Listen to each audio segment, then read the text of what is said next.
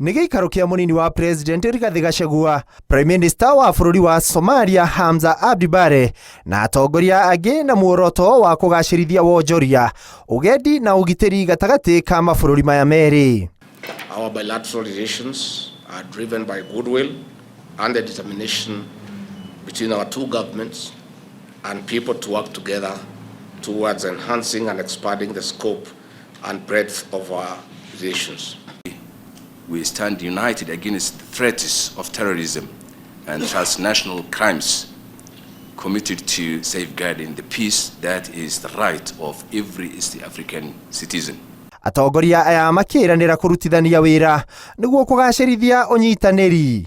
I'm pleased that the positive outcome of the third session of the Joint Commission of Cooperation lays a firm foundation for sustainable future engagements between Kenya and Somalia. Let's ensure that the commitment made are commitments kept and agreements are implemented in full.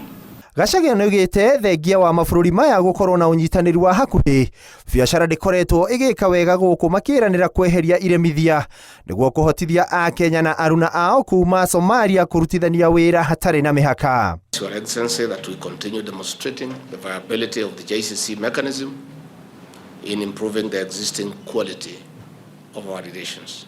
Ihinda-inĩ o rĩu, Prime Minister wa Somalia nĩacakaĩte na arĩa mahutĩtio nĩ mũiyũro wa mbura nene ĩrĩa ĩthiĩte na mbere gũthandana, akiuga mabũrũri maya merĩ nĩ mahutĩtio nĩ ũcenjia wa rĩera na njĩra nene. Heartfelt condolences go to those affected by the tragic loss of lives, and we sympathize the extensive damage to essential infrastructure.